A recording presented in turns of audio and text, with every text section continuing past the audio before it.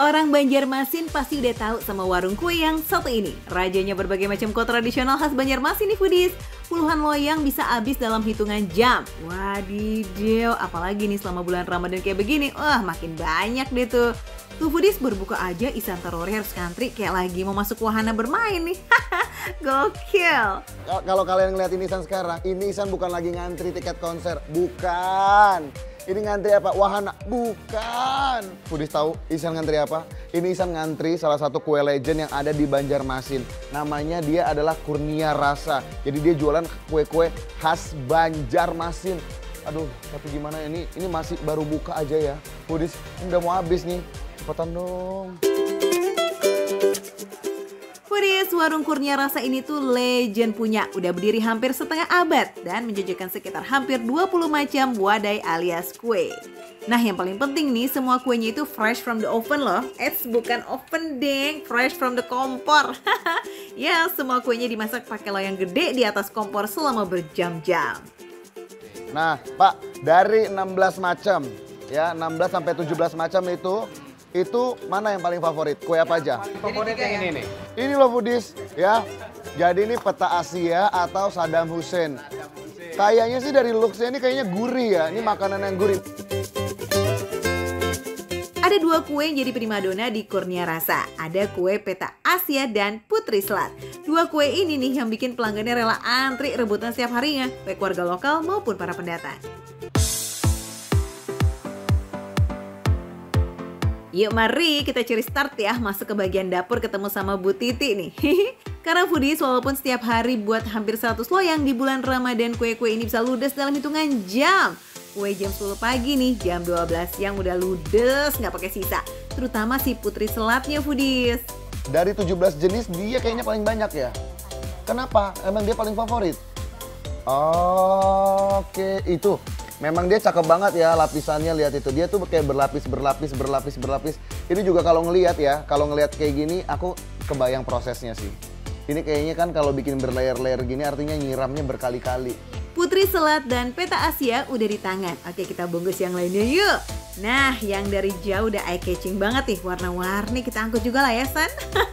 Ya, sesuai namanya, sari pengantin. Meriah banget ya, bak pesta kondangan nih. Warna kuning, hijau, dan merah jambu dengan lapisan dari tepung beras pasti bikin siapa aja jatuh cinta. Nanti kalian aja cobain sendiri ya. Nanti aku bakal spill ke kalian semua, yang pasti ikutin aku terus karena aku bakal kasih tahu kalian sambil nunggu berbuka puasa. Karena kecil-kecil dia.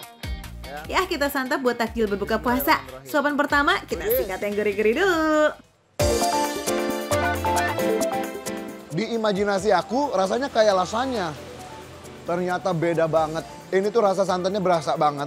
Rasa santannya berasa, terus kayak di dagingnya ini kayak ada kelapa-kelapa gitu loh. Jadi ibaratnya, nah kalian tuh kalau gongseng-gongseng daging pakai kelapa, karena di sini kayak ada tekstur serat-serat kelapanya gitu. Ada 4 lapis nih foodies, lapisan daging sapi cincang yang berbumbu, lapisan tepung beras, lapisan telur, dan lapisan santan yang bercampur dengan potongan sayur. Wih, gurih nikmat. Nah foodies, you know what? Kuncian semua kue di Kurnia Rasa jadi nikmat ada di kuning telurnya yang pakai telur bebek. Oh iya foodies, for your info nih ya, satu loyang kue itu butuh sampai 50 butir telur bebek loh. Wajar kan kalau rasanya nggak kaleng-kaleng dan seenak itu. Bumbu si dagingnya itu berbeda dari lasanya. Kalau rasanya kan kayaknya cuma daging doang digongseng gitu kan. Kalau ini nggak, dia dikasih rempah juga, dikasih bumbu juga. Jadi lebih tasty, lebih berasa lagi. Ini sih enak banget sih.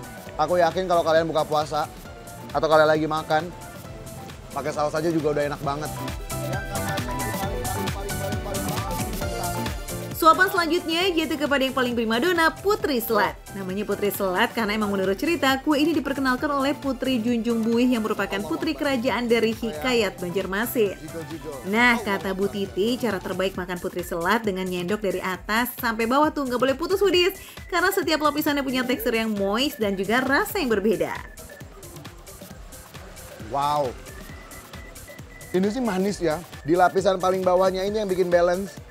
Jadi dia udah manis, lapisan atasnya manis, tapi di bagian bawahnya ini foodies, dia itu kayak ada kelapa-kelapanya, kayak ada kelapa parutnya, terus tadi kan dibilang kayak ada berasnya gitu kan. Memang berasa teksturnya. Rasa manis rikaya, gurih santan, serta parutan kelapa tua saling melengkapi dalam mulut.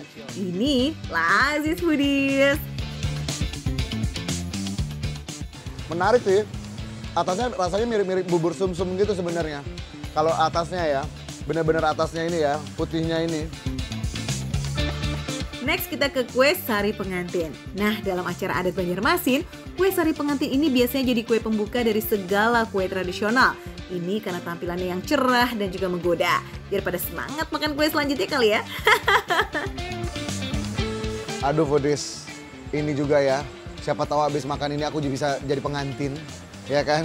Ini namanya adalah sari pengantin, ya. Sari-sarinya pengantin. Biar aku bisa menjadi pengantin, aku harus mencoba kau Sari, ya kan? Diaminin sama kameramen aku ya, luar biasa loh. Iya San, iya kita aminkan yang paling kenceng lah ya. Sempet-sempetnya deh curcol sambil makan kamu. Lihat nih foodies ya. Loloi. Rasa kue sari pengantin emang didominasi dengan gurihnya telur bebek foodies. Dan setelah itu dilanjut dengan rasa manis rikaya dan puding merah muda yang terbuat dari tepung beras. Aku serasa jadi raja sehari pengantin. Seperti dia berwarna-warni. Rasanya pun bermacam-macam. Jadi lapisan yang bawahnya ini kayaknya ada sirupnya. Sirup koko pandan. Dia kayak ada rasa-rasa sirup-sirup koko pandan. Tepung beras yang pasti. Yang tengah ini dia rasanya lebih ke pandan. Yang atasnya ini loh, katanya telur. Tapi yang atasnya ini tuh rasa telurnya tuh kayak ada sentuhan lain gitu. Foodies, kue yang jadi top 3 terlaris di sini emang gak ada lawan, semuanya nyaman benar. Nah, biar gak penasaran nih, kalau foodies ke Banjarmasin cobain juga ya. Ini kue-kue lain yang belum dicobain Ihsan, oke? Kurnia rasa buka setiap hari kok foodies. Cuma nih kalau foodies datangnya di luar bulan Ramadan, kalian gak bisa jajan on the spot kayak Ihsan tadi. Karena warnya via online, harus pesan dulu foodies. Sekalian nanyain tuh stok kue yang masih available yang mana, biar kalian gak pulang dengan tangan kosong, oke? Kalau mau tahu rekomendasi makanan receh tapi rasanya nggak recehan, kalian wajib banget nonton Makan Receh di Trans 7. Makan receh, menu receh, tapi rasanya nggak recehan foodies.